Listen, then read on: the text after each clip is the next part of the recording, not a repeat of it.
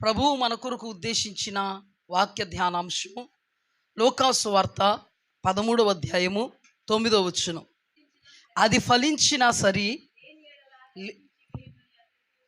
లేని ఎడల నరికించి వేయమని అతనితో చెప్పాను. మహాపరిశుద్ధుడైన దేవ, గొప్ప తండ్రి, ఘనమైన తండ్రి, మీరు మాతో మాట్లాడితే మేము బ్రతకగలుగుతాం ప్రభువా. ఎంతవరకు నాయన మీరు మాతో మాట్లాడినందున మేము బ్రతకగలిగాం. మీ కృప, మీ కనికరం, మీ దయాదాక్షిణ్యాలతో పాటు నిత్య రాజ్యానికి సంసిద్ధతలోనికి నడిపించగలిగే నీ దివ్యవాక్కును మీరు మాకు ధారాళంగాను విస్తారంగాను సమృద్ధిగా అనుగ్రహిస్తున్న విధానాన్ని బట్టి సాష్టాంగపడి మహిమ ఘనత ప్రభావాలను మీకు ఆరోపిస్తున్నాము తండ్రి. ఈ సమయంలో నా మాట కాదయ్యా, నా మాట ఎవరికి ప్రయోజనము? నేను కాదు, నేనెవరికి ప్రయోజనము? నాలో ఉండి నీ స్వరాన్ని వినిపించయ్యా, నాలో నుండి నీ వాక్కును ప్రకటించయ్యా, నాలో నుండి నీ యొక్క శుభవచనాలు విడుదల చేయి నాయన. ఆదరించు, సంరక్షించు, బలహీనతలో బిడ్డలను బలవంతులుగా మార్చండి. అంతేకాదు ప్రభువా, నీ వాక్యము చేత సరిచేయండి, మలచండి, చెక్కండి నాయన. కృపగల దేవా, మీ అపారమైన కృపలో మమ్మను బలవంతులుగా మార్చి మమ్మను పరలోక రాజ్యం కొరకు ఆయుత్తపరచమని యేసు అతి పరిశుద్ధ నామమున అడిగి వేడుకుని పొందుకుని నాము పరమ తండ్రి, ఆమేన్. హల్లెలూయా. గడిచిన వారాలుగా మనం ఫలించినా సరే ఫలించకపోతే చెట్టును నరికివేయమన్నట్టుగా యజమానుడు తోటమాలుతో చెప్పడం మనం చూస్తున్నాం. 2 వారాలుగా మనం ఇదే అంశాన్ని ధ్యానం చేసుకున్నాం. ఈ దినపు అంశంతో మనం దీన్ని ముగించుకోబోతున్నాం. ఇక్కడ ప్రభువు సెలవిస్తున్నటువంటి మాట ఏంటంటే, ఫలించినా సరి, లేకపోతే నరికేయి. ఫలించినా సరి, లేకపోతే నరికే. ఇప్పుడు ఒక చెట్టు ఫలిస్తేనే మనం యజమానులుగా చెట్టుని ఉండనిస్తాం, ఫలించకపోతే ఉండనివ్వం. అవునా? అలా అని పనికి మాలినవి ఫలిస్తే ఉండనిస్తామండి? పనికి మాలినవంటే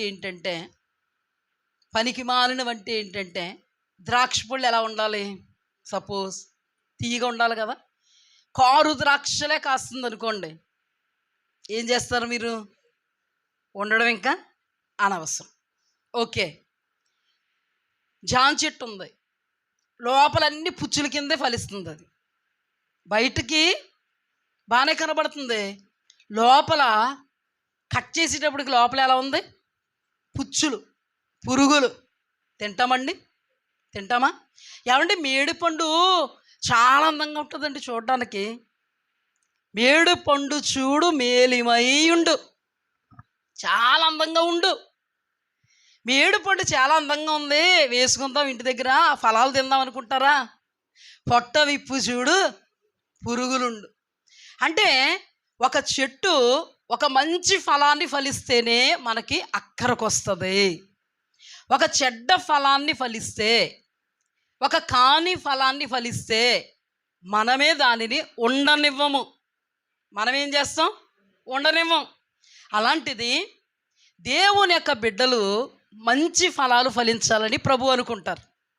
దేవుని బిడ్డలు ఫలించినా సరే ఫలించకపోతే నరికివేస్తా అన్న మాటను పట్టుకుని మనం అనుకుంటాం, ఫలించకపోతే నరికేస్తాడన్నమాట. అంటే ఫలించకపోతే మనల్ని నరకరాజ్యానికి పంపిస్తారన్నమాట. అయితే ఫలిస్తే పంపిస్తాడా అంటే, ఫలించే విషయంలో 2 రకాలు ఉంటాయి. మంచి ఫలాలు, చెడ్డ ఫలాలు. ఏదో ఫలాలు ఫలించేస్తున్నాం కదా, ఏదో ఒక ఫలాలు ఫలించేస్తున్నాం కదా, మొత్తానికి ఫలించడం కావాలి కదా. యేసు ప్రభువు వారు ఇక్కడ ఏమన్నారు? ఫలించినా సరి, ఫలించకపోతే నరకానికి పంపుతారు, నరికేస్తారు.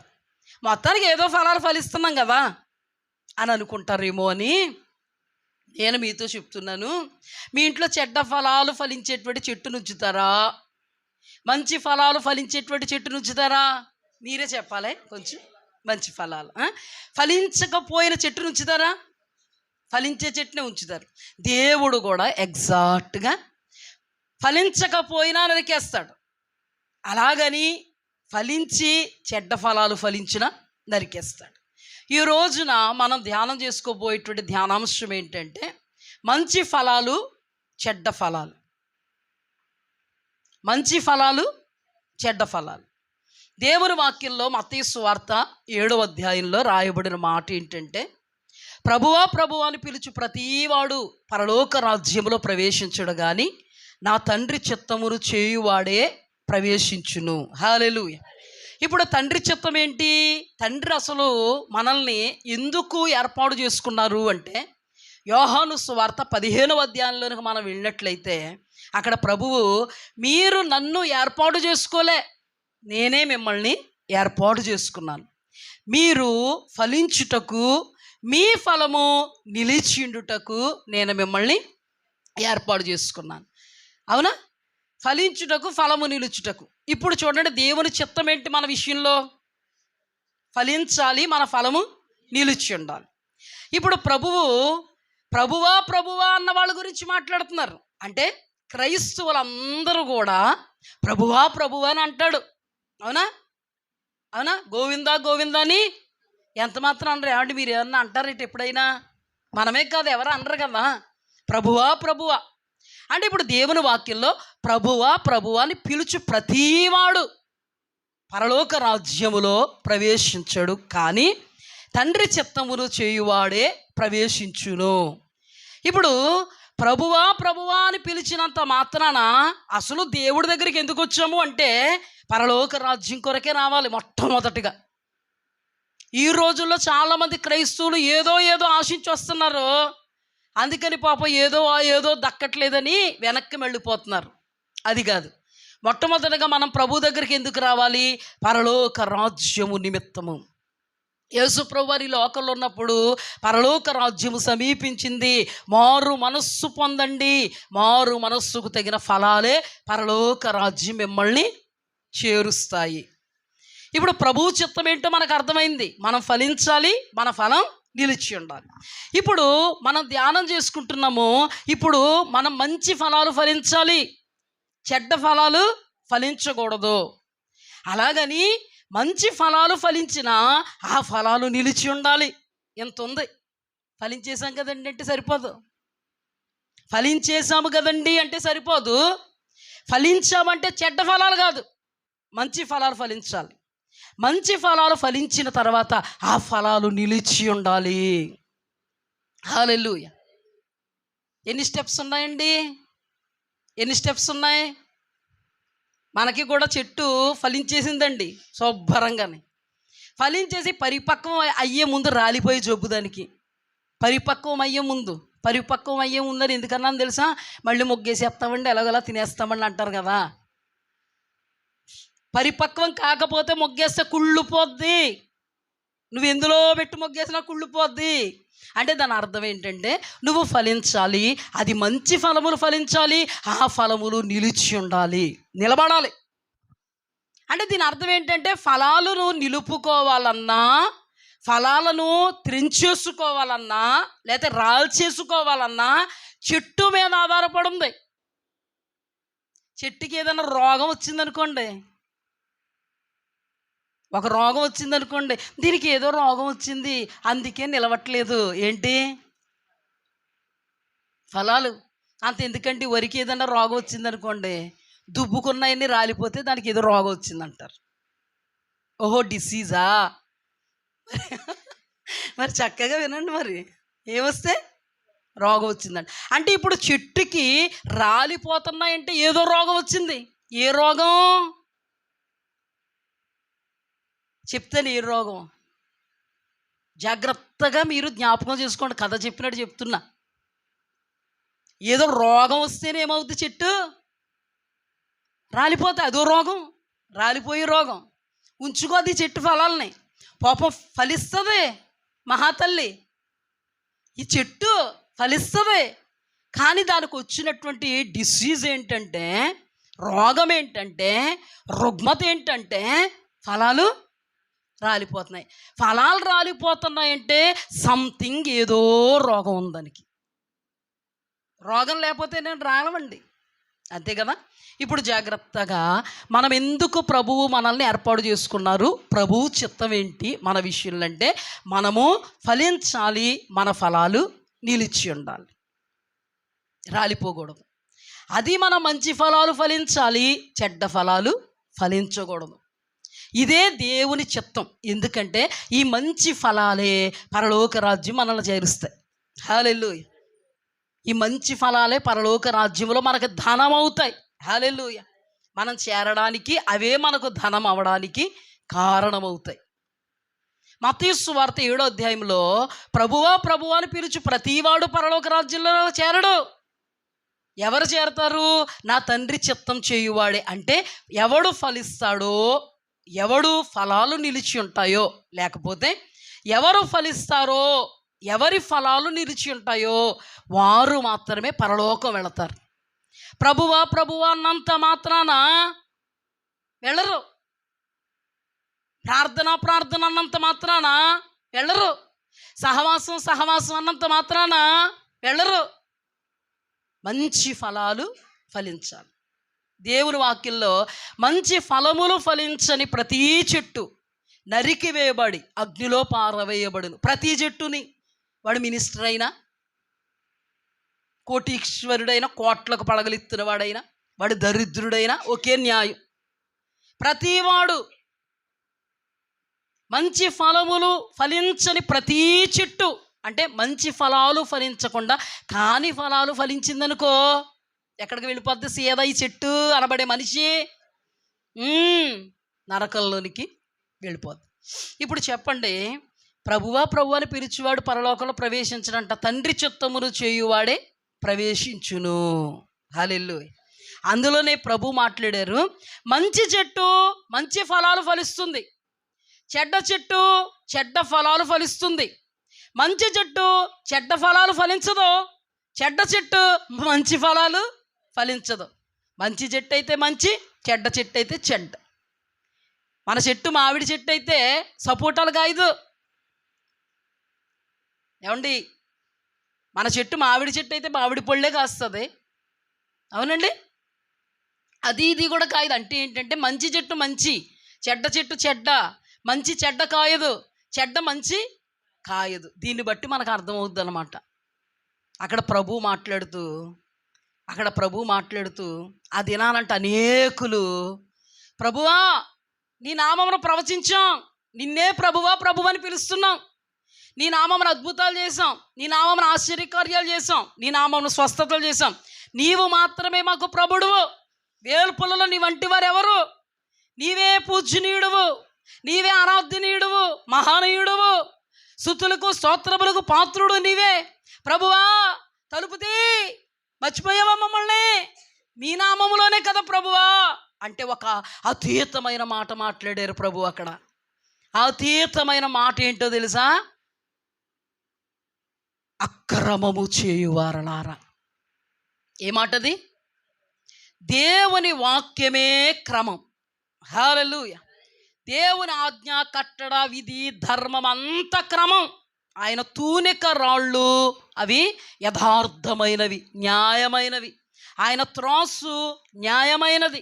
ఆయన విధి, ధర్మం, కట్టడ అనబడే ఈ సర్వవాక్యము, ఈ జీవ గ్రంథములో ఉన్న ప్రతి మాట అది క్రమమైనది. హల్లెలూయా. అది అక్రమమైనది కాదు. అందుకే సత్యం అన్నాడు. వాక్యాన్ని ఏమన్నారు? కొంత అసత్యం అన్నారేంటి? సత్యం అంటే ఇంకా ప్యూర్, సర్వసత్యం అన్నారా లేదా? నీ వాక్యమే సత్యం, నీ వాక్య సారాంశమే సత్యం. అంటే నీ వాక్యమే క్రమం, నీ వాక్య సారాంశమే క్రమం. హల్లెలూయా. ఈ వాక్యం విత్తబడడం క్రమం, ఈ వాక్యములు నువ్వు ఉండడం క్రమం. ఇప్పుడు చెప్పండి, క్రమం అంటే ఏంటి? దేవుని వాక్యము క్రమం. ఇది మారనిది. నువ్వు మార్చాలనుకుంటే నువ్వే మారిపోతావు, నువ్వు మార్చాలనుకుంటే నువ్వే అక్రమైపోతావు, కానీ ఇది మాత్రం మారదు. ఈ వాక్యం ఏంటండి? క్రమం. ఈ వాక్యమునకు కలిపి చెరిపితే అక్రమం. ఇప్పుడు వారిని అక్రమము చేయువారలారా మీరు ఎవరో నాకు తెలియదని ఎందుకన్నారు అంటే, వాక్యానికి బయట వాళ్ళు, వాక్యానికి విరోధంగా వాళ్ళు ఏం చేశారు? ఫలించారు. వాక్యానికి విరోధంగా ఫలించారు. అద్భుతాలు చేశాం కదండి, ఆశ్చర్యకార్యాలు చేశాం కదండి, మహాశ్చర్య సూచక్రియలు జరిగించాం కదండి, స్వస్థతలు చేశాం కదండి. నీ నామమే కదండి, నా నామమే పట్టుకుని ప్రభు ప్రభు అంటున్నావు, నాకు తెలదంటున్నాను. అందుకే జాగ్రత్తగా ఆలోచింపజేసేటువంటి సందేశం. మనం ఎలా ఉన్నాం అనేది మనకి తెలుస్తుంది. ఆలోచింపజేసేటువంటి సందేశం. ప్రభువా ప్రభు అని పిలిచాం కదయ్యా, అసలు వాక్యాన్నే కదయ్యా మేము ప్రార్థన తెలుసు, వాక్యం తెలుసు, ఆరాధన తెలుసు, అర్పణ తెలుసు, అది తెలుసు, ఇది తెలుసు.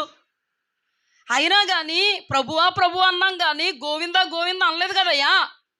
అక్రమము చేయవారలారా అన్నావు ఏంటి అంటే, అక్కడే వ్రాయబడిన మాట ఏంటంటే, బండ మీద ఇల్లు కట్టుకొనివాడు బుద్ధిమంతుడు అనబడే క్రమము చేయవాడు, ఇసుక మీద ఇల్లు కట్టుకునివాడు అక్రమము అనబడే వాక్యానికి కలిపి చెరిపడివాడు, వాక్యానికి విరోధి.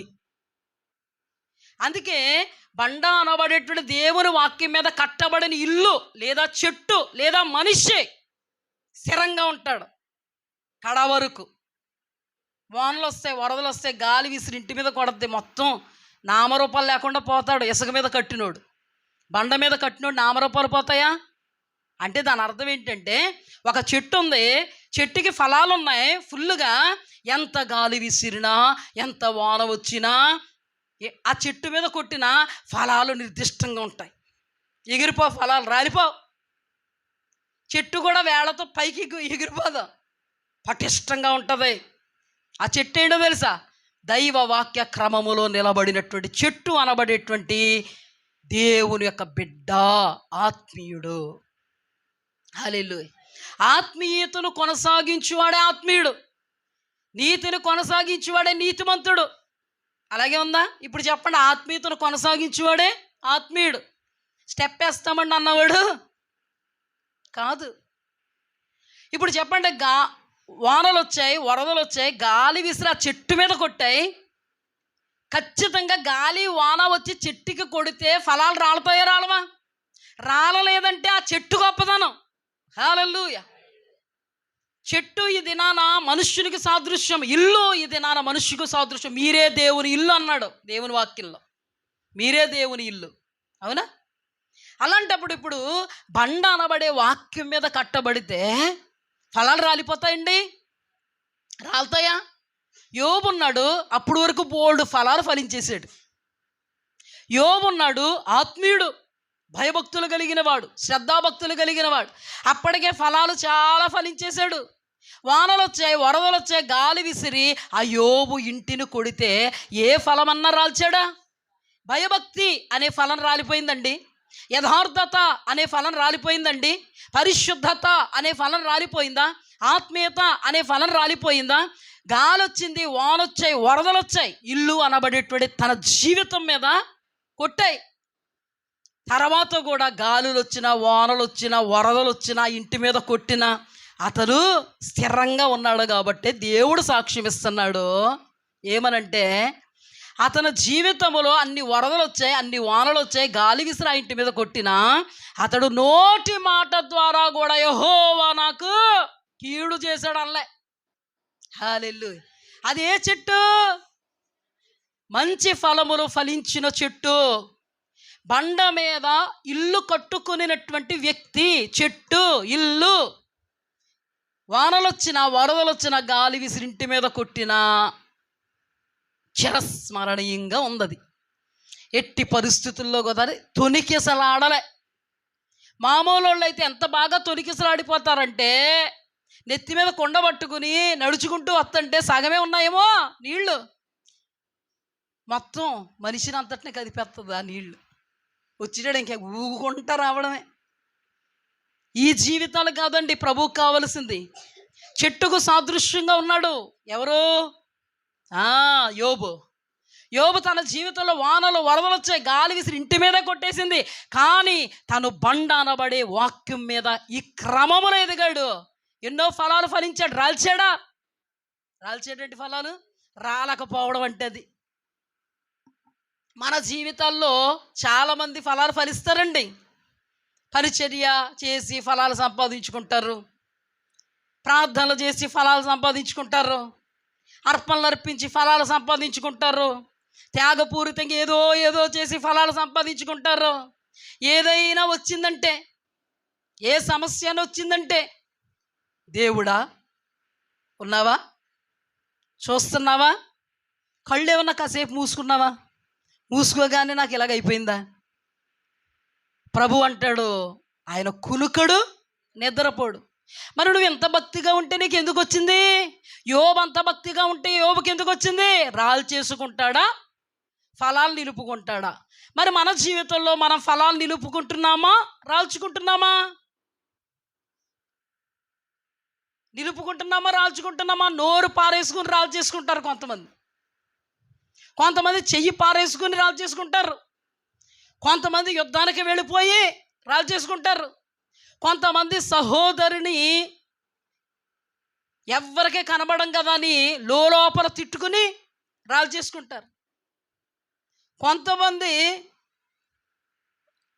పళ్ళు కొరికి రాళ్ళు చేసుకుంటారు, కొంతమంది లోపల ఉక్రోశాంతి వెళ్ళగక్కి రాళ్ళు చేసుకుంటారు. ఏమండి ఒక్క మాట చెప్పనా, ప్రభువు పై రూపాన్ని కాదండి లక్ష్య పెట్టదే. హృదయములో నీ తలంపు పుట్టక మునిపే, నీకు చేదరింపు రాక మునిపే, నీ కోపం రగిలిపోక మునిపే, నువ్వు లోపల ఉడుకుపోక మునిపే దేవుడు నిన్ను చూచాడు. ఆయనతో చాలా జాగ్రత్తగా ఉండాలి. సోనియా కాదు మిమ్మల్ని చూసేది. లోపల ఏదేదో వేసుకుని పెదవుల మీద చిరునవ్వు పెట్టుకుని ఇలా నవ్వేస్తే అద్భుతమైన స్మైల్ నాకు కనబడుద్దేమో, దానిలో ఉన్న దుర్భరమైన స్మైల్ ఎవరికి కనబడుద్ది? ప్రభువు కనబడదు. ఇప్పుడు మన ఫలాలు నిలిచి ఉండాలన్నా, రాలిపోవాలన్నా చెట్టులకు సాదృశ్యంగా మన మీదే డిపెండ్ అయ్యి ఉంది. యోబు అనబడినటువంటి ఆ చెట్టు ఫలాలు రాల్చుకుందండి. ఫలాలు ఆత్మీయతను కడ వరకు కాపాడుకున్నాడండి. అక్రమము చేయు వారలారా మీరెవరో నాకు తెలియదు అంటే, ప్రభువా అంటున్న వారే క్రైస్తవులే, సేవకులే, ప్రవక్తలే, అభిషక్తులే. ప్రభువే అయినా కానీ వాళ్ళకు వాక్యమునకు విరోధమైన ఆలోచనలు, తలంపులు, నిర్ణయాలు, ఊహలు, ఉద్దేశాలతోనే వాళ్ళ ప్రభువా.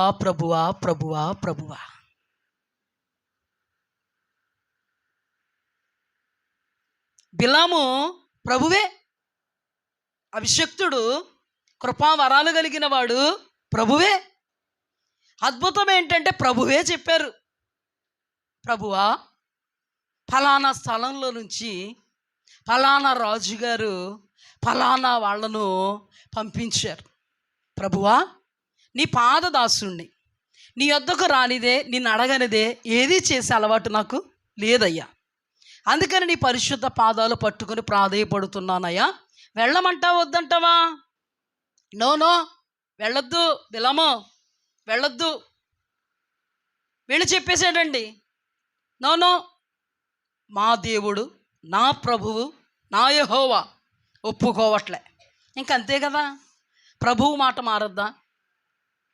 ఆయన నిర్ణయం కోసం ప్రార్థన చేశాడు ఈయన, ఆయన నిర్ణయాన్ని చెప్పేసిన తర్వాత పంపేసిన తర్వాత వాళ్ళ మరలా సొమ్మును చేతబట్టుకుని మరలా గొప్ప వాళ్ళు అందరినీ కూడా రాజుగారు అక్కడి నుంచి, అంటే కొంచెం హై పొజిషన్లో ఉన్న వాళ్ళని ఆయన దగ్గరికి పంపితే, ప్రభువే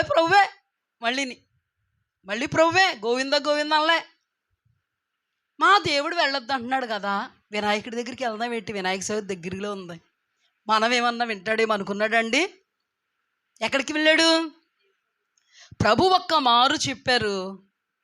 ఒక మాట ఉంటుంది, ప్రభు ఒక్క మారు చెప్పారు, 2 మారులు అది నాకు వినబడిందని ఉంటుంది వాక్యంలో. అంటే దాని అర్థం ఏంటంటే, ఒక్క మాట చెప్పాడంటే రెండోసారి కూడా అదే మాట అని అర్థమైందా? కొంచెం మినహాయింపు ఏమన్నా ఇస్తాడేటండి, అనుకుంటారా? ప్రభువు దగ్గరకు వచ్చావు, ప్రభువా ఇది చేయమంటావా? వద్దన్నారు. మరలి నువ్వు ప్రభు దగ్గరకు వచ్చావంటే ఒక్క మారు ఆయన మాట్లాడారు, రెండవ మారు కూడా అది నాకు వినబడింది. అంటే ఏంటి? రెండవ మారు ఇంకెప్పుడు కూడా నువ్వు మనసు మార్చుకుని నా దగ్గర రాకు, రెండోసారి కూడా నా మాట అదే. వచ్చావంటే అక్రమం, వచ్చావంటే పరిణామాలు వేరుగా ఉంటాయి. వచ్చావంటే నేను ముందు చెప్పేశాను, నువ్వు అక్రమంగా వచ్చావంటే నువ్వు అక్రమంగా నడుస్తావు, నేను నీకు అనుకూలంగా ఎలా ఉంటాను? అందుకని మరలా రెండోసారి వచ్చాడండి, హంసలాగా నడుచుకుంటా. ఎలాగెందుకు చెప్తున్నావు? హంసలో నడుచుకుంటా ఎలా వచ్చాడు? ఎలా వచ్చాడండి? హంసలో నడుచుకుంటూ యేసు ప్రభు దగ్గరికి వచ్చారు, యెహోవా దేవుడి దగ్గరికి, తన ప్రభువు దగ్గరికి. ఇప్పుడు మరలా ప్రభువా ప్రభువే, అర్థమైందా? మరలా ప్రభువా ప్రభు అన్నాడా లేదా? మనం కూడా ఏదైనా ప్రభు వద్దు అన్నాడంటే, మనల్ని కూడా ప్రభు ఏదైనా వద్దు అన్నాడంటే మళ్ళీ పాస్టర్ అమ్మ గారి దగ్గరికి హంసలాగా మన దగ్గరికి వచ్చేటాడికి ఎలాగైందా? ఇంత బిలం దగ్గరికి వచ్చేటాడికి అలా కావలేదే కదా? మనలో హంసలాగా అంటే దేవుడు మార్చుకుంటాడు ఆ మాటని. మొత్తానికి లేదండి, ప్రభువు మాటకు మట్టుకుని వచ్చామండి, ప్రభువు మాటే మాకు శరణ్యమని వచ్చామండి. కానీ ప్రభువు మాట్లాడిన తర్వాత అది మాకు కొంచెం కష్టంగా ఉంది కాబట్టి ప్రభువేమన్నా కొంచెం మనసు మార్చుకుని కొంత యాంగిల్ మార్చుకుంటారేమో అడగండి. మేము అడగం. ఒక్క మారు వినబడింది, రెండవ మారు కూడా అది నీకు వినబడాలి. రెండవ మారు నీకు ఆలోచన వస్తే నెక్స్ట్ నువ్వు అనుకోవాల్సింది ఏంటంటే, ప్రభు ఒక్క మారు సెలవిచ్చాను, రెండవ మారు నాకు వినబడిను. ఎందుకు వినబడింది? ఇప్పుడు నేను ఇలాగ అనుకుంటున్నాను కాబట్టి వినబడింది. అలాగ అనుకోలేదు ఆయన. హంసలాగా నడుచుకుంటూ ప్రభువా ప్రభువా అనే పిలిచాడు. ఏమని పిలిచాడు? ప్రభువా ప్రభువా వెళ్ళమంటావా? అక్రమంగా వెళ్ళమంటావా అన్నాడు. సరే వెళ్ళన్నాడు. అక్రమంగా అడిగాడు. ఈయన క్రమంగా ఎలా చెప్తారు?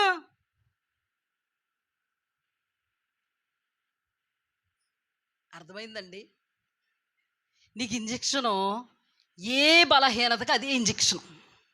అలాగని ఇంజక్షన్ వేసేసుకుంటావు, వేసుకోమని కాదు. అర్థమయ్యేలా చెప్పాలంటే నీ బలహీనతగా ఏ ఇంజక్షనో ఆ ఇంజక్షను వేస్తారు. నువ్వు ఈ ఇంజక్షన్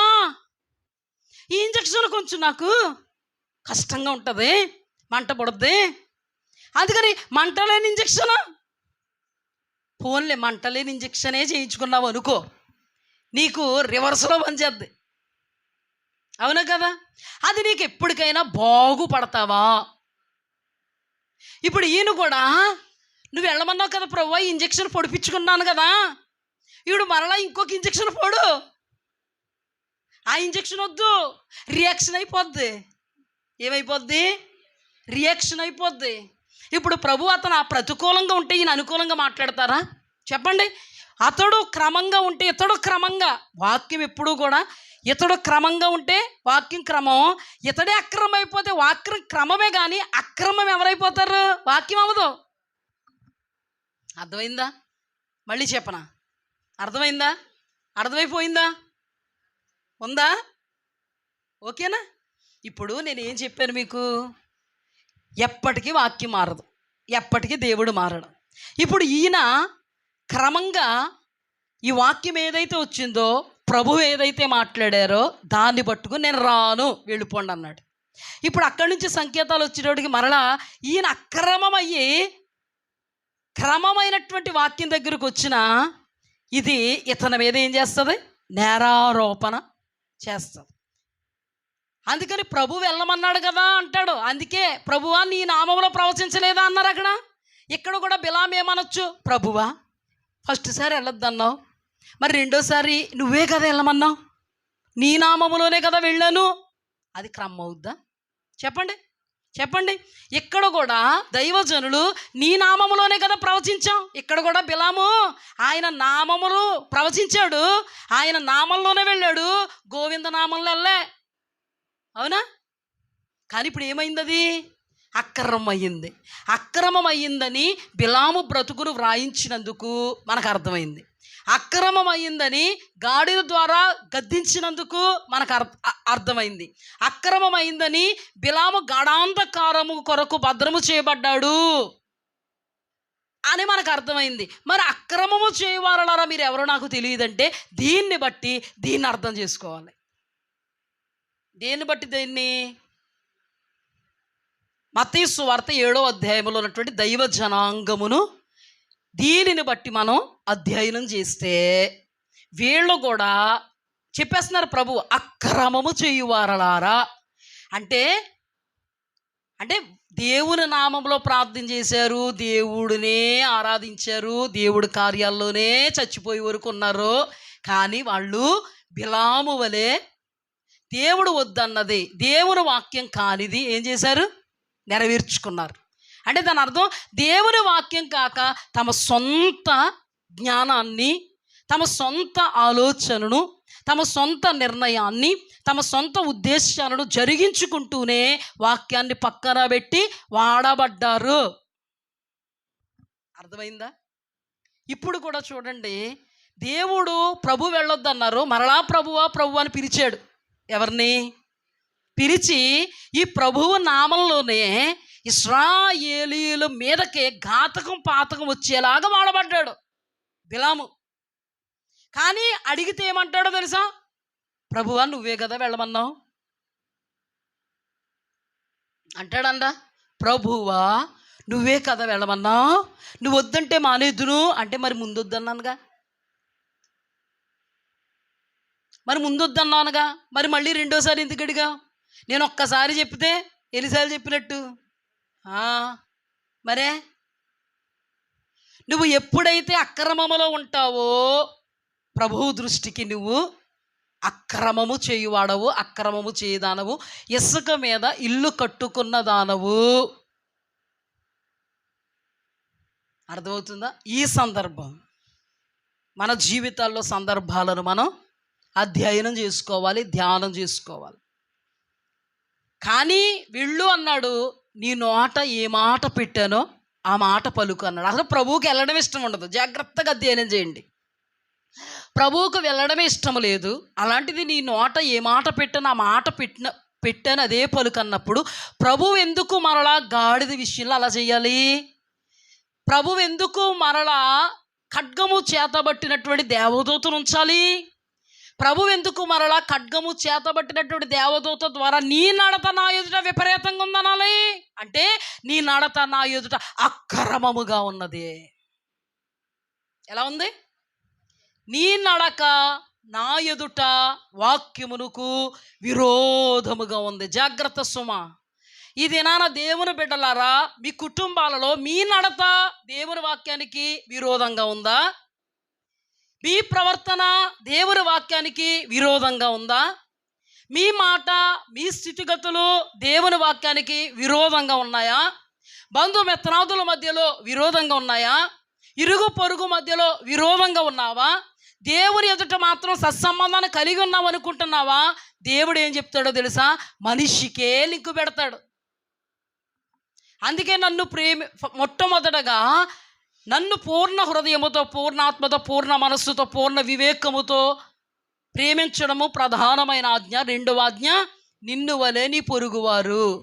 అసలు దేవుని ప్రేమించడం అంటే పొరుగువాడిని ప్రేమించడమే దేవుని ప్రేమించడం లింకు.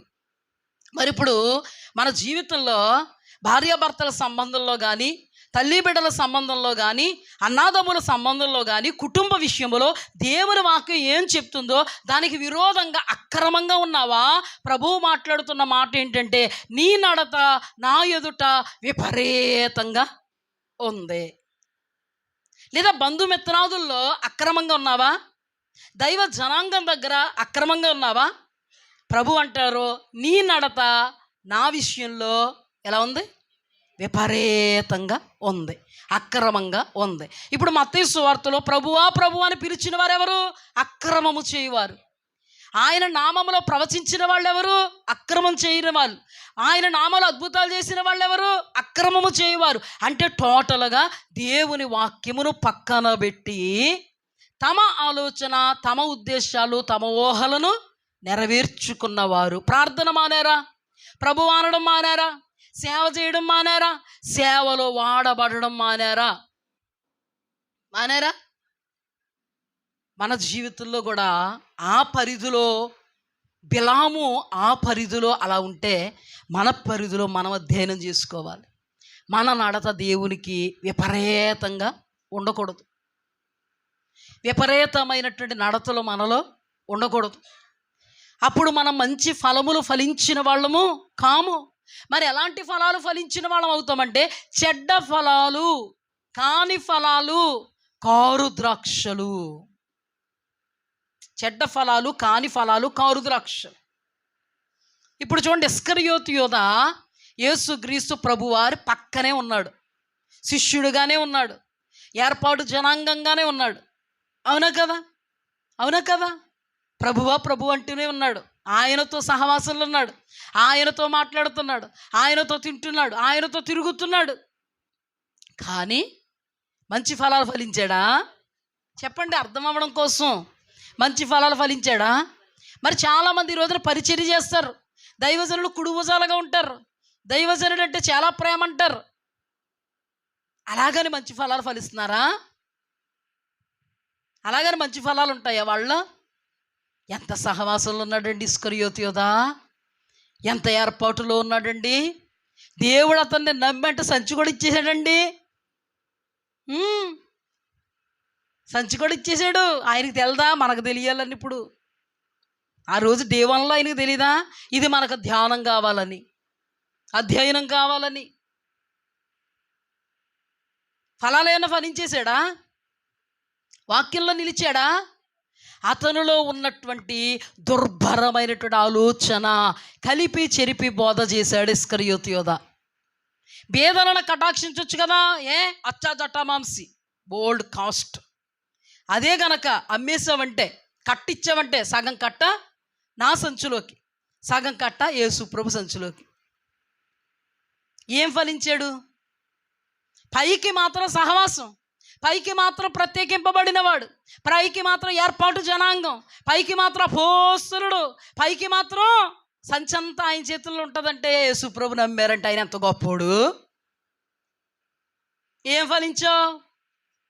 ఏవి లేవు. చెడ్డ ఫలాలు మాత్రం ఫలించు.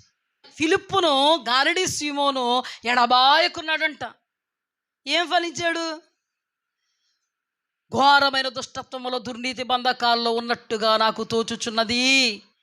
ఘోరమైన దుష్టత్వం అనబడే ఫలం ఫలించాడు, దుర్నీతి అనే ఫలం ఫలించాడు.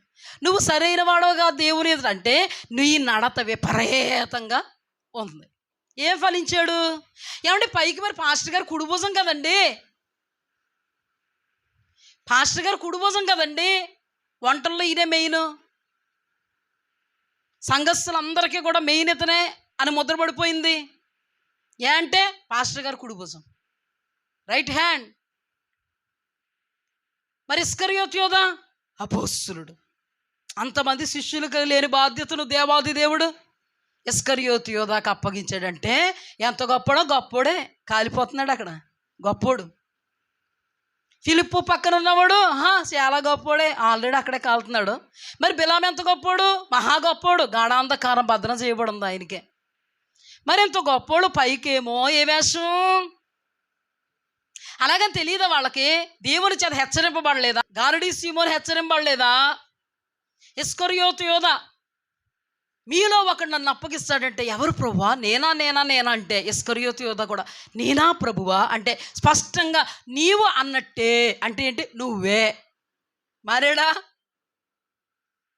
బిలాముని గాడిద మాట్లాడేస్తే మారేడండి బిలాము? దేవుని దూత నీ నడత దేవుని ఎదుట విపరీతంగా ఉందంటే మానేడా? మానలేదు. ఇప్పుడు ఎక్కడి నుంచి వచ్చాము ఇక్కడికి? ప్రభువు వెళ్ళమన్నప్పుడు గాడితో మాట్లాడించడం ఎందుకు? ప్రభువు వెళ్ళమన్నప్పుడు దూత ఖడ్గము చేతబట్టిన దూతతో నీ నడత విపరీతంగా ఉందనడం ఎందుకు? నువ్వు అక్రమము చేయువాడవు, అక్రమంలోనే కొనసాగుతున్నావు. అర్థమైందా? చివరికి వీళ్ళందరూ ఎక్కడికి వెళ్ళిపోయారు? లాస్ట్కి. ఈ రోజుల్లో చాలామంది దైవ జనాంగం, చాలామంది దైవ జనురాండ్లు, చాలామంది గొప్ప గొప్ప విశ్వాసులు ఇప్పుడు ఫిలిప్పు దగ్గర ఉన్న వాడిని విశ్వాసిగా తీసుకోండి, బిలాముని దైవ సేవకుడుగా తీసుకోండి, ఇస్కరియోతు యోధాను అపోస్తలుడిగా తీసుకోండి. ముగ్గురు ప్రభువా ప్రభువే, ముగ్గురేనా ప్రభువా ప్రభువే. ప్రార్థన మానలే, ఆరాధన మానలే, బాధ్యతలు మానలే, దేవుని కోసం ఏదో ఏదో ఏదో చేయడం మానలే. కానీ అందులో అక్రమంగా చేశారు. ఎలా చేశారు? అందుకే నేను అంటాను, దేవుని వాక్యమును అక్రమంగా నెరవేర్చకూడదండి, క్రమంగా నెరవేర్చాలి, ఉన్నది ఉన్నట్టుగా నెరవేర్చాలి. సున్నైనను పొల్లైనను ఆయన మాటలలో తప్పిపోకూడదు. మనం ఆయన మాటల విషయంలో మనకే తెలియకుండా బుద్ధి లేని అనుభవాల్లోకి వెళ్ళిపోతాం, మనకే తెలియకుండా ఇసుక మీద ఇల్లు కట్టుకున్న అనుభవాల్లోకి వెళ్ళిపోతాం, మనకే తెలియకుండా అక్రమము చేయవారం అయిపోతాం, మనకే తెలియకుండా మన నడత దేవుని ఎదుట విపరీతంగా ఉంది. అయినను దేవుడు ప్రేమించి వాక్యము ద్వారా ఇదిగో నీ నడత విపరీతంగా ఉంది, దేవుని వాక్యములకు విరోధంగా ఉంది నీ నడత, నీ ప్రవర్తన, నీ మాట, నీ తీరు, నీ స్థితిగతులు, నీవు మారు మనస్సుకు తగిన ఫలాలు స్వభావం కనపరచట్లే. నీలో మారు మనస్సుకు తగిన ఫలాలు లేవు, మారు మనస్సుకు తగని ఫలాలు ఉన్నాయి అని దేవుని వాక్యము ద్వారా మాట్లాడుతుంటే విని విశ్వసించి అన్వయించుకొని నడత మార్చుకుంటే బాగుపడతాం. మార్చుకోకపోతే ఇస్కరియోతు యోధాలాగా, బిలాములాగా, ఫిలిప్పుని ఎడవాయకుండినటువంటి గారడి సీమోనులాగా మనం కూడా అధోగతి పాలైపోతాం. బుద్ధి లేని కన్యకలు ఓవర్ కాన్ఫిడెంట్తో ఎగిరి వెళ్ళిపోవాలి, ఆగిపోయారు అక్కడ. ఏంటంటే సిద్ధలలో నూనె లేదు, ఏం లేదు, వాక్యానుకూలమైనటువంటి జీవితం లేదు, వాక్యమే లేదు. కొంతమందికి వాక్యం ఉన్న వాక్యానుకూలమైన జీవితమే లేదు. ఇప్పుడు చెప్పండి, ఎడబాయకుండినటువంటి గారడి సీమోను కంటే గొప్పోళ్ళమా? చివరికి ఏం సాక్ష్యం సంపాదించుకున్నాడు? ఘోరమైన దుష్టత్వములో, దుర్నీతి బంధకాల్లో. ఇస్కరియోతు యోధా ఏ సాక్ష్యం సంపాదించుకున్నాడు? ఆ మనుషుడు పుట్టకపోయి ఉంటే బాగుండు. బిలాము ఏం సాక్ష్యం సంపాదించుకున్నాడు? 2 మారులు వేళ్లతో పెకిలింపబడి చచ్చిన చెట్టు గాఢాంధకారం భద్రం చేయబడింది. బయోరు కుమారుడైన బిలాము బోధన అనుసరించేవారు మీలో ఉన్నారు, మీరు నిత్య నరకాగ్ని పాత్రులు. ఏమి తెలియదండి, ఇక్కడ ఏం తెలియదండి, చివరి టైంలో తెలుస్తుంది. గుండెలు బాదుకున్న చేసేది ఏం లేదు. వాక్యమే మన కొలమానం, వాక్యమే మనకు త్రాసు, వాక్యమే మన జీవితం యొక్క గమనాలను నిర్దేశించేది. వాక్య పరిధిలో ఉన్నామా, పరలోక పరిధిలో ఉంటాం. వాక్య పరిధిని తప్పామా, నిత్య నరకాగ్ని పాలైపోతాం. జాగ్రత్త సుమ, జాగ్రత్త. మంచి ఫలాలు ఫలించాలి, కాని ఫలాలు ఫలించకూడదు. ఇప్పటి వరకు మనం ధ్యానం చేసుకున్న వీళ్ళందరూ కాని ఫలాలు ఫలించారు. ఏం చేశారు? అక్రమం చేశారు. ఎక్కడ కట్టుకున్నారు? ఇల్లు ఇసుక మీద కట్టుకున్నారు. సిద్ధుల్లో నూనె ఉందా?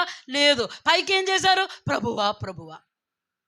ఈ నలుగురు ప్రభువా ప్రభువే అన్నారు, గోవింద గోవింద అనలే. పోనీ ఎప్పుడైనా పలహారం తినాలన్నాయండి వీళ్ళకి? ఎలా బోధ చేశారు? ఒకడు ఇస్కరియోతు యోధ కలిపాడు, చెరిపాడు, అంటే అక్రమం చేశాడు. ప్రకటన గ్రంథంలో రాయబడినది, దీనిలో ఏది కలపకూడదు, దీనిలో ఏది చెరపకూడదు. మన జీవితంలో కూడా దేవుని వాక్యం లేదా దేవుడు వాక్కు మనకి ప్రత్యక్షం అవుతున్నప్పుడు అది మనకి ఇష్టం లేదనుకో, దాన్ని మనం ఏం చేయాలి? ఇప్పుడు చెరపాలి. మనకి ఇష్టమైన దాన్ని కలపాలి. దీన్నే కలిపి చెరిపాడు. ఏమండి, పౌలు అయ్య గారు ఎప్పుడో చెప్పారండి, కలిపి చెరుపుడు బోధకులు అనేకులు ఉన్నారని విన్నాం, అంతేగానండి ఇప్పుడు వాక్యం చెప్తుంటే మేమేనా అంటే కలిపి చెరుపుడు బోధకులు అంటే విశ్వాసులు చెప్తారనుకున్నాం అండి. ఈ కలిపి చెరుపుడు బోధ మాకు మేమే చేసుకుంటున్నామండి.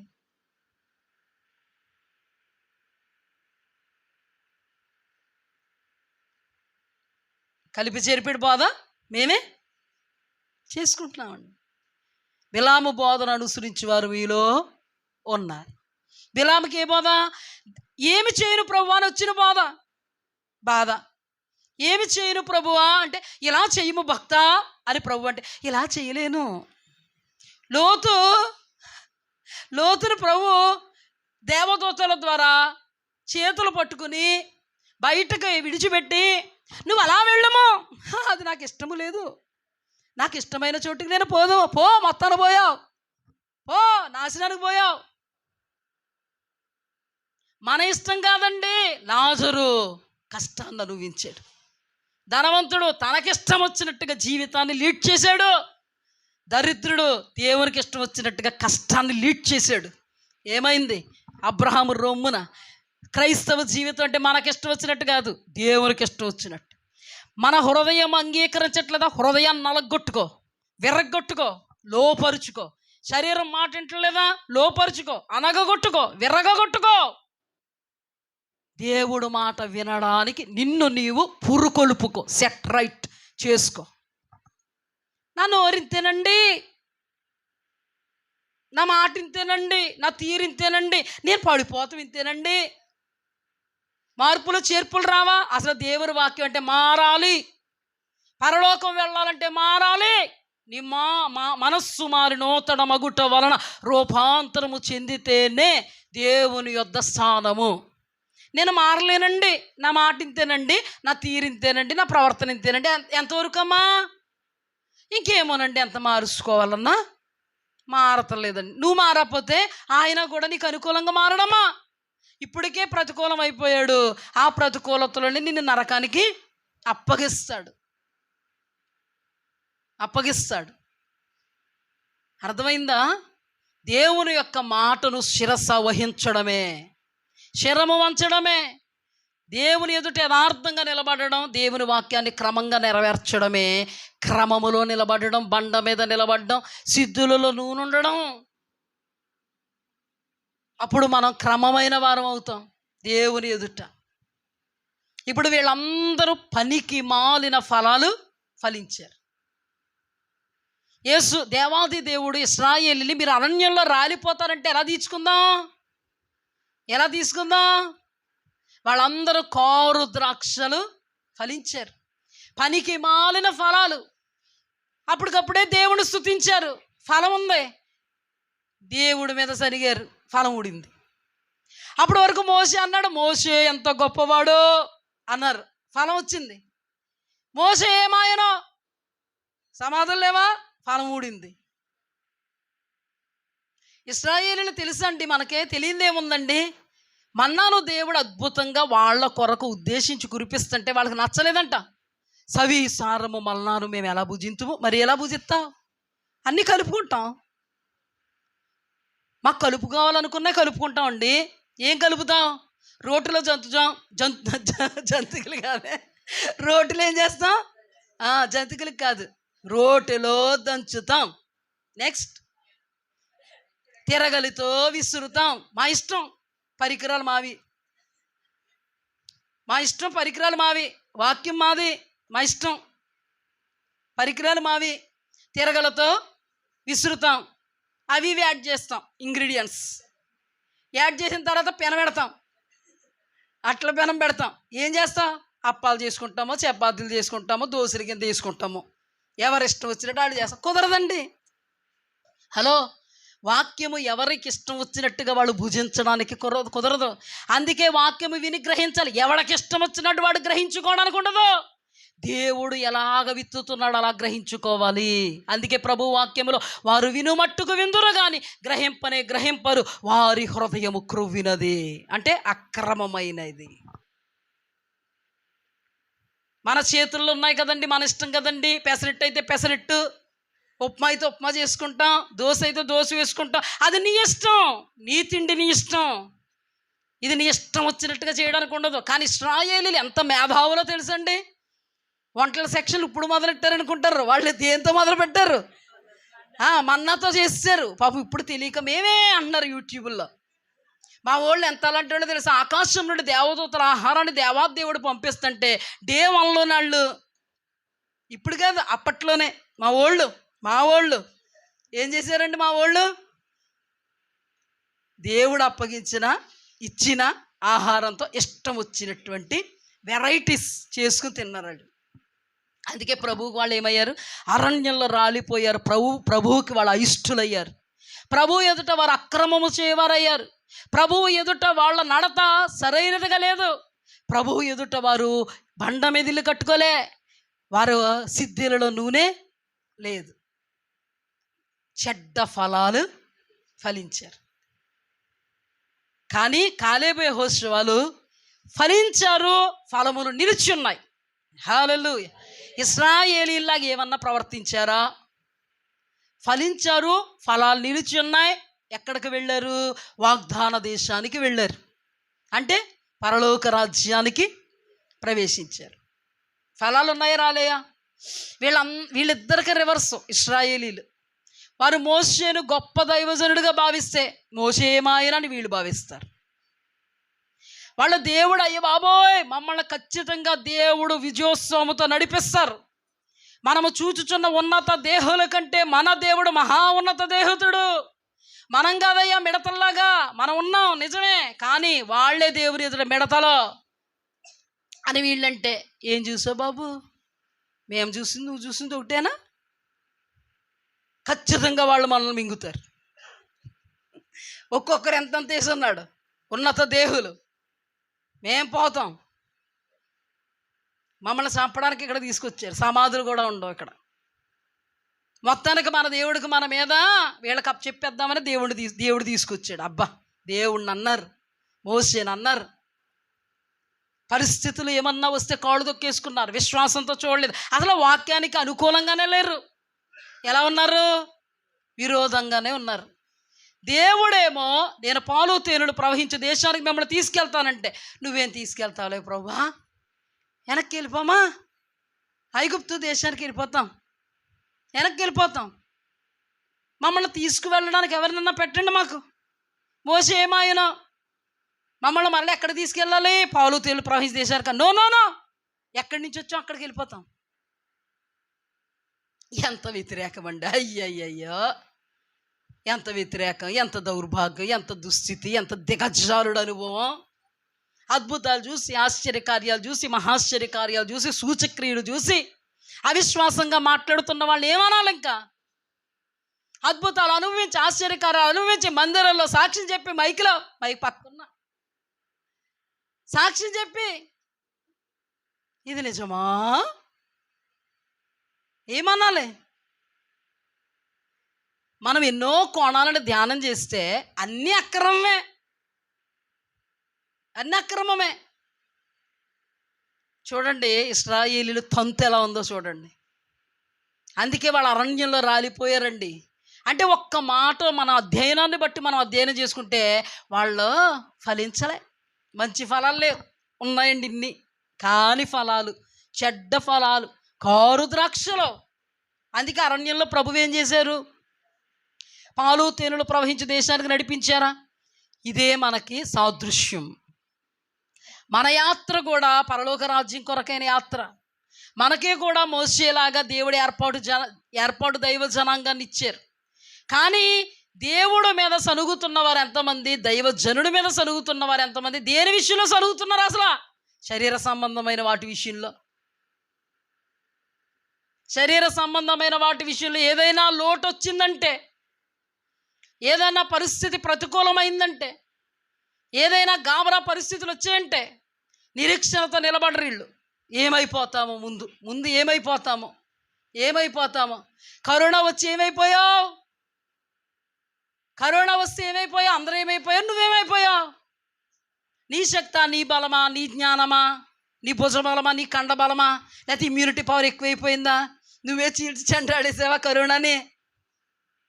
ఎన్నోసార్లు హాస్పిటల్ పాలైపోయావు, తిరిగి రావనుకున్నారు అందరం, మరి వచ్చేసావంటే.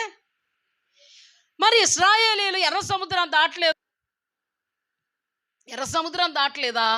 అద్భుతాలు ఎన్నో దేవుడు చేయలేదా? మహాశ్చర్య సూచక్రియలు చేయలేదా? మరల ఏ పాట? మా పాట మారదు, ఆదిలో ఉన్న పాటే మేము పాడతాం, మాకొచ్చు ఏ పాట పాడాలో. అనుకూలంగా ఉంటే అనుకూల పాట, ప్రతికూలంగా ఉంటే ప్రతికూల పాట. ఫస్ట్ ఏంటంటే దేవునికి స్తోత్రం గానము, రెండో పాట ఏంటంటే ఈయనేమయ్యాడు, ఈ మోసే అన్నవాడు ఏమయ్యాడు. ఇదే మా పాట. ఎలాగైనా కూర్చేయగలం, మేము లిరిక్స్ రాసేయగలం, ట్యూన్ చేసేయగలం. అంటే ఈ దినాన దేవుని బిడ్డల యొక్క పాటలు ఎలా ఉన్నాయి? పాటలు అంటే అక్కడికి వెళ్ళకండి. ఈ పాట, ఏ పాట? పెడితే పెళ్ళి, పెట్టకపోతే చావు పాట. చాలామంది అంట పెడితే పెళ్ళి కోరతారంట, పెట్టకపోతే చావు కొడతారంట. నిజంగా మోసేనేమో పెళ్ళి కోరారు, తర్వాత చావు కోరారు. అంతేనా అర్థం? మా మోసే జై జై అన్నారు. ఈ మోసేగాడు ఏమయ్యాడో, నరవన్ లేని నాలికంట 400 మాటలు. వీళ్ళ పాపం మంచి ఫలాలు ఫలించే బాపుతా రకమా?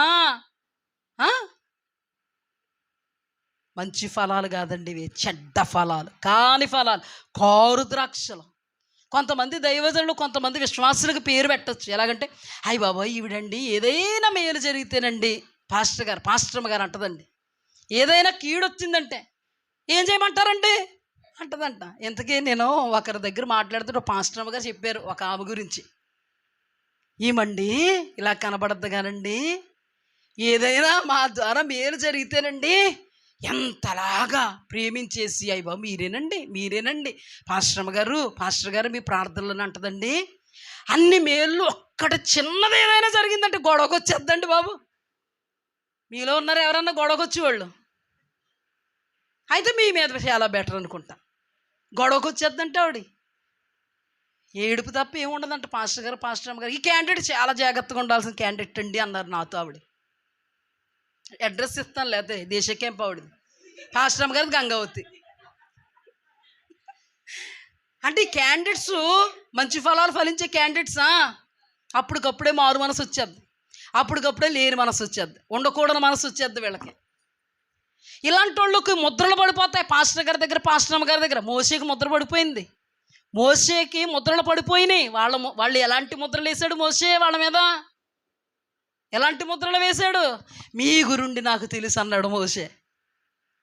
మీ గురుండి నాకు తెలుసు. అలా ఉండకూడదు, అవి చెడ్డ ఫలాలు. చూడండి, మనకు సామెత ఉందో, పెడితే పెళ్ళి, పెట్టకపోతే చావు కోరతారంటారు. ఎవరిని? ఎలాంటి వాళ్ళని? ఇప్పుడు విశ్వాసులు కూడా అలా ఉంటే దైవజనులు ఎలా అనాలి?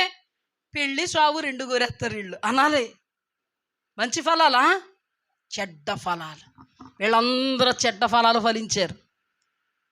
కాలేబు, యెహోషువ మంచి ఫలాలు ఫలించారు. చూడండి, చెడ్డ ఫలాలు అంటే ఏంటి, మంచి ఫలాలు అంటే ఏంటి, నిలబడడం అంటే ఏంటి. యోబు జీవితంలో నుంచి రాలిపోవడం అంటే ఏంటి, బిలాము జీవితంలో నుంచి, సౌలు జీవితంలో నుంచి రాలిపోయిన మంచి ఫలాలు, తర్వాత కాని ఫలాలు ఫలిస్తూ వచ్చారు. ఇప్పుడు మీకు జస్ట్ అలాగా అర్థం అవడం కోసం ఇంతకుముందు చెప్పిన మాటల్లో వేషధారులైన శాస్త్రులు, పరిసయ్యులు ఎలాంటి ఫలాలు ఫలించారు? చెడ్డ ఫలాలు, మంచి ఫలాలు కాదు. కొర్నేలి మంచి ఫలాలు, తబిత మంచి ఫలాలు. అర్థమవుతుంది కదా? వీళ్ళు చెడ్డ ఫలాలు ఫలించారు. అలా మనం మొన్నటి దినాన ధ్యానం చేస్తే సమరయుడు మంచి ఫలాలు, నా ప్రాణమా తిను తాగు అన్న ధనవంతుడు, లాజరులో ధనవంతుడు చెడ్డ ఫలాలు. అంటే చెడ్డ ఫలాలు అంటే ఏంటి, మంచి ఫలాలు అంటే ఏంటి? అసలు మంచి ఫలాలు ఎవరు ఫలిస్తారు, చెడ్డ ఫలాలు ఎవరు ఫలిస్తారు చెప్పనా? వాక్య అనబడేటువంటి క్రమములో ఎవరుంటారో వాళ్ళు ఫలించే ఫలాలు మంచి ఫలాలు. హల్లెలూయా. వాక్యం యొక్క క్రమాన్ని ఎవరైతే తప్పి ప్రవర్తిస్తారో, వాక్య క్రమమును ఎవరు తప్పుతారో, పక్కకు వెళ్ళిపోతారో వాళ్ళు అక్రమమైన వాళ్ళు చెడ్డ ఫలాలు ఫలిస్తారు. హల్లెలూయా. ఇప్పుడు చెప్పండి, క్రమమైన వాళ్ళు మంచి ఫలాలు ఫలిస్తారు, అక్రమమైన వాళ్ళు చెడ్డ ఫలాలు ఫలిస్తారు. మంచి ఫలాలు వాక్యములో నిలిచిన వారు ఫలిస్తారు, చెడ్డ ఫలాలు వాక్యములో నుండి ప్రక్కకు వెళ్ళిపోయిన వాళ్ళు ఫలిస్తారు. ఇప్పుడు అర్థమైందా మంచి ఫలాలు ఏంటో, చెడ్డ ఫలాలు ఏంటో? అంటే ఎప్పుడూ కూడా మన జీవితంలో మన వాక్యములో నుండి ప్రక్కకు వెళ్ళిపోకూడదు. ఎప్పుడు కూడా మనకిష్టం వచ్చింది చేద్దామా, ఇది కొంచెం అనుకూలంగా ఉంది అని అనుకోకూడదు.